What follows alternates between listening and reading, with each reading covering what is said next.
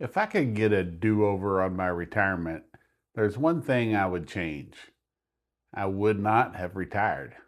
And technically, at 56, I didn't really retire. Let's face it, I quit my job. I had worked there for 14 years, and it was actually my second time working there. Originally, it was a family-owned business, and it was great. It felt like one of those places where you knew what to expect. The people were familiar, the environment made sense. It wasn't perfect, but it was comfortable. But over time, things started to change. The company was sold and then sold again, and eventually it ended up in the hands of large corporations. And when that happens, everything shifts. The culture shifts, the leadership changes, the expectations change, and the place that once felt steady started to feel completely different. I found myself in a situation I had grown to hate. Not overnight, but slowly. Little things at first, then bigger things. Then it just became something I didn't want to deal with anymore. At the same time, I was dealing with knee problems, and that added another layer to it. We had moved to a new location, and the job required me to be on my feet a lot more than before. Day after day, it was getting harder. Physically, I was feeling it more and more. So now it wasn't just that I didn't like the job, it was that I was struggling to do it. And when you combine those two things, not liking where you are and not feeling like your body is cooperating, it starts to wear on you. Bottom line, I wanted out. Around the same time, I had started a side hustle with LegalShield. And in my mind, that was the path forward. That was going to be my way out. I was going to go all in on it, build it up, work from home, and create something different for myself, something better. I remember the exact moment everything changed. I was sitting at my desk out in the plant, which honestly was another thing that didn't sit well with me. I had gone from having my own office to being out on the floor. The door was propped open. The sun was shining through, and my car was parked just outside. And I don't really know how to explain it, but it felt like that door was pulling me toward it like a magnet. Like everything in me was saying, just go. And in that moment, I made the decision. I sent an email to HR and told them I had some good news and some bad news. The good news was I was retiring. The bad news was it was effective immediately. I got up, walked out that door, and I can still remember that feeling. It was one of the biggest rushes of freedom I've ever felt. For a moment, it felt like I had solved everything.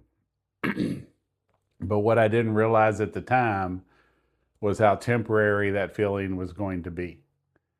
I justified everything in my mind because I had a plan. I was going to go full time into LegalShield. I was going to make it work, and everything was going to fall into place. I'd love to tell you it turned into a success story right away, but it didn't. It didn't take long before I realized the money wasn't coming in the way I had expected. I was making some money, but not enough. Not enough to replace what I had been earning. Not enough to feel secure. At the same time, I was watching my savings go down. My 401k, which wasn't unlimited to begin with, was getting smaller faster than I thought it would. And that's when the reality of the situation really started to set in. So I made another major decision. I sold my house. That was the house that I had built. And it was a great house. I've talked about it before in my downsizing regret video, and I still think about it today. But at that point, I couldn't afford to keep it. So I sold it and moved back into a condo that I had bought years earlier and had been renting out.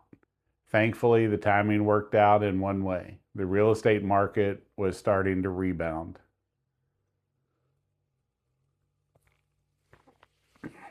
And I was able to make enough from the sale of the house after paying off the mortgage to also pay off the condo. So what I ended up with is what I still have today.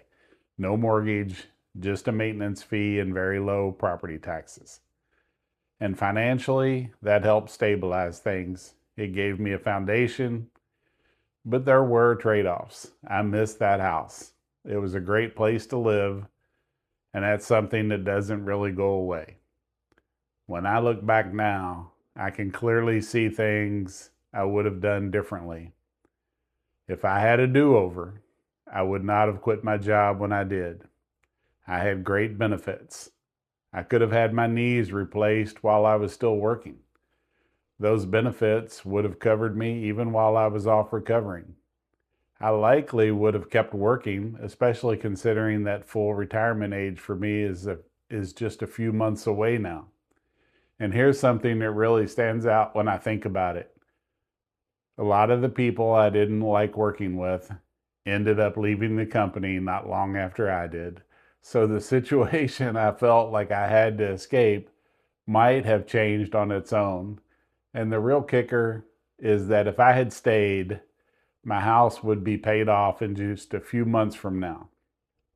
That's a completely different situation, a different level of security, a different kind of peace of mind.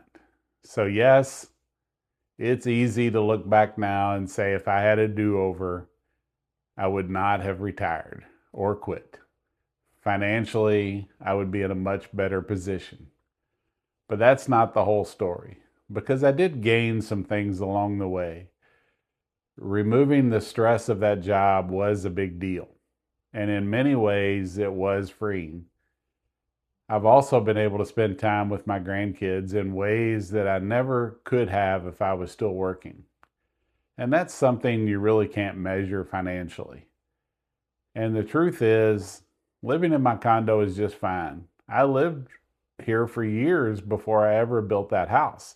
So it's not like it's unfamiliar or uncomfortable. I tend to look at things from a financial point of view. That's just how I think. But retirement decisions aren't just about money. They're emotional. They're personal. They're about how you want to spend your time and what matters to you. So if you're in a position where you're hating your job and thinking about getting out, just take the time to really think it through. Sometimes your situation will change if you just wait.